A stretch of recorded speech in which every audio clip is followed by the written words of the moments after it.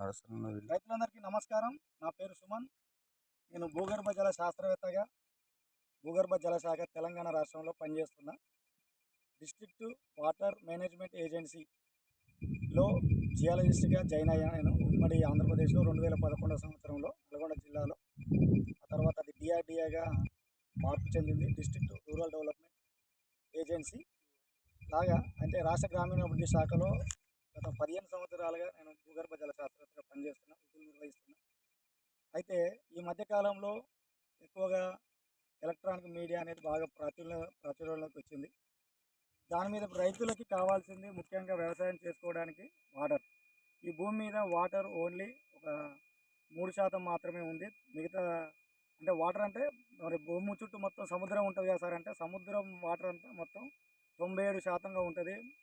100% నీరు అనుకుంటే 97% సముద్రం నీళ్ళనే, సముద్రం చుట్టే ఉంటుంది. అది సముద్రం వాటర్ తాగడానికి వ్యవసాయానికి పనికిరాదు, ఎందుకంటే దాంట్లో ఉప్పు శాతం ఎక్కువగా ఉంటుంది కాబట్టి ఉపయోగపడుతుంది. అది మరి మిషన్లు జియాలజిస్టులు అంటారు, డివైనర్స్ అంటారు, రకరకాల ప్రయోగాలు చేస్తున్నారు. ఒక ఆయన కట్టెపులతో విసిరేస్తాడు, ఒక ఆయన కొబ్బరి పుల్ల సంచులకెళ్ళి తీసి విసిరేస్తాడు, ఒక ఆయన అరటి గేల విసిరేస్తాడు, ఒక ఆయన బంగారం విసిరేస్తాడు, ఒక ఆయన కొబ్బరికాయ ఎత్తేస్తారు, 2 కొబ్బరికాయలు పట్టుకుంటారు, ఇలాంటి మ్యాజిక్ చేస్తుంటారు.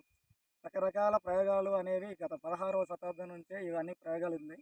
కానీ భూగర్భంలో దాగి ఉన్న భూగర్భ జల శాతం ఓన్లీ 1% మాత్రమే, మంచినీటి శాతం. ఆ భూమి లోపల ఉన్న 3 రకాల రాళ్ళు ఉంటాయి: అగ్నిశిలలు, అవక్షేప శిలలు, రూపాంతర శిలలు ఉంటాయి. ఏ రకమైన రాళ్ళల్లో పగుళ్ళు ఉంటేనే ప్రైమరీ ఓపెనింగ్స్, సెకండరీ ఓపెనింగ్స్ ఉంటాయి. అవి ఎందుకు డెవలప్ అవుతాయి అంటే టెక్టానిక్ డిస్టర్బెన్స్ జరుగుతుంటుంది, భూమి తన చుట్టూ తాను తిరుగుతూ సూర్యుడు చుట్టూ తిరుగుతుంటుంది ఈ సోలార్ సిస్టంలో. కాబట్టి ఎన్నో కండిషన్స్ జరుగుతుంటాయి. కాబట్టి భూమి లోపల అగ్నిపర్వతాల నుంచి శిలాద్రవం బయటకు వచ్చినప్పుడు దాన్ని లావా అంటాం. ఆ లావా గట్టిపడిన తర్వాత ఈ రాళ్ళు అనేవి ఏర్పడతాయి భూమి మీద. అవి ఉష్ణోగ్రత, పీడనం, రసాయనిక చర్యలకి లోబడిన తర్వాత వాటిలో మార్పులు వచ్చి రెండవ ఓపెనింగ్స్ అనేవి డెవలప్ అవుతాయి భూమి లోపల. అయితే ఇవన్నీ మెటీరియల్ నాకు ఎట్లా తెలిసిందంటే, నేను చదువుకునేది జియాలజీ, భూ విజ్ఞాన శాస్త్రం నేను చదివిన 2010వ సంవత్సరంలో నాది ఎంఎస్ అయిపోయింది ఉస్మానియా యూనివర్సిటీలో.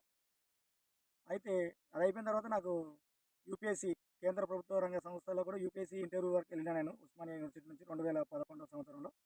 అప్పటి నుంచి నేను జాబ్ చేస్తున్న. ప్రజలకి భూగర్భ జలాల విషయంలో వాళ్ళకి ఎన్నో సందేహాలు ఉంటాయి. వాళ్ళు భూమిలో పలానా బనమే నీళ్ళు పడతాయి అంటే గుడ్డిగా నమ్మేస్తారు. వాళ్ళు దేవుళ్ళగా చూస్తారు. ఎందుకంటే వాళ్ళకి కావాల్సింది నీరు, అంతేనా కాదు.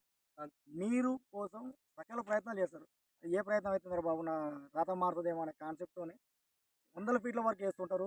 ఈ పట్టుకొని తిరిగినంత మాత్రాన మనకు భూమి లోపల అక్విఫర్ జోన్ అంటే నీటి నిల్వ ప్రదేశాలు కరెక్ట్గా దొరుకుతాయి అనే గ్యారెంటీ అయితే లేదు. ఎందుకంటే సైంటిఫిక్గా